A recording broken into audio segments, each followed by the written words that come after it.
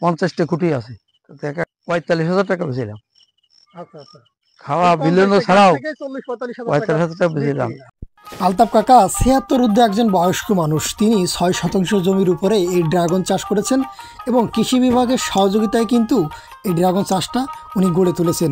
উনি নিজেই পরিশ্রম দেন এবং নিজের শ্রমেই কিন্তু এখান থেকে প্রতি বছর 50 থেকে 60,000 টাকার উনি ড্রাগন কিন্তু বিক্রি করেন। খুলনা অঞ্চলে ড্রাগন চাষ তেমন না থাকার ফলে উনি কিন্তু খুব ভালো একটা দাম পান। তো আপনারাও কিন্তু ওনার কাছ থেকে কাটিং এবং ড্রাগন কিন্তু সংগ্রহ করতে পারেন। আসসালামু আলাইকুম কাকু। ওয়ালাইকুম আসসালাম। কি করছেন? আমি ড্রাগনের ফুল ফুটতেছে তো, জি, এগুলো দেখতেছি আর কি। আচ্ছা আচ্ছা, এইগুলো হচ্ছে ড্রাগনের ফুল, তাই না? হ্যাঁ। আচ্ছা, এগুলো এখনো ফুটে পারেনি? ফুটে পারেনি। না না, খুব সুন্দর। আচ্ছা, আপনার এই ড্রাগন বাগানটা আপনি কত বছর যাবত করেছেন? এই 5 বছর।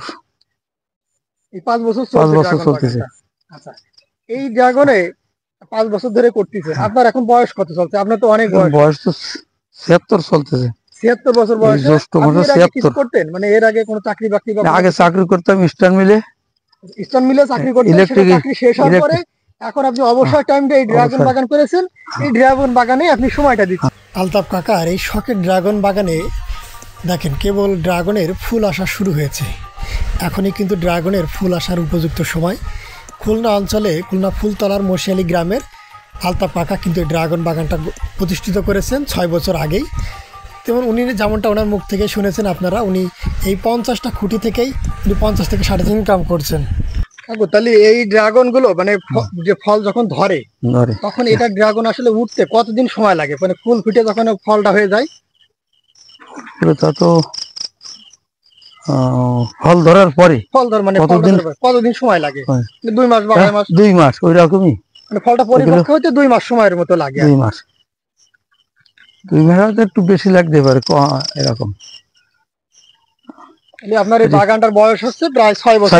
6 বছর হয়ে গেছে। এখানে পরিচর্যা আসলে কি করতে, মানে তেমন কোনো কি সার মাটি দেওয়া লাগে কিনা এখানে? না, এতে 2 বার সার দেওয়া হয়। মানে বছরে 2 বার? বছরে 2 বারই সার দেওয়া হয়। আচ্ছা আচ্ছা। এবং বেশি দিতে হয় জৈব সারই। জৈব সারগুলোই দেন, মানে অন্য তেমন কোনো সার ব্যবহার করেন না, শুধুমাত্র জৈব সার? রাসায়নিকও দেয়, রাসায়নিক সার দেওয়া হয়। তো জৈব সারের ভিতর গোবরই আমি ব্যবহার করি বেশি। আর এইবার ওই যে কৃত্রিম যে জৈব সার, জি, ওই দিছি। রাসায়নিক সার দিলাম আগে, ওই ইউরিয়া ফসফেট পটাশ আগে দিলাম, আর দ্বিতীয়বার দিছি ওই জৈব সার। এখন এই যে আপনার এখানে দেখতে পাচ্ছি যে এই ড্রাগনের ভিতরেও আপনি সাথী হিসেবে সাথী হিসেবে কিছু আপনার গেলপাড়া ওল হয়েছিল বেশি, এবার ওল গাছ করেছে, আবার সাইডে দেখতে পাচ্ছেন সবজি, সবই তো আপনার? হ্যাঁ, পুরো প্রজেক্টটা ধরে এখানে প্রজেক্টটা ধরে আছে আপনার। আচ্ছা, এই ড্রাগনে এই যে আপনার এখানে কতগুলো গাছ আছে আপনার এই বাগানে? ড্রাগন আছে 50টা খুঁটি আছে।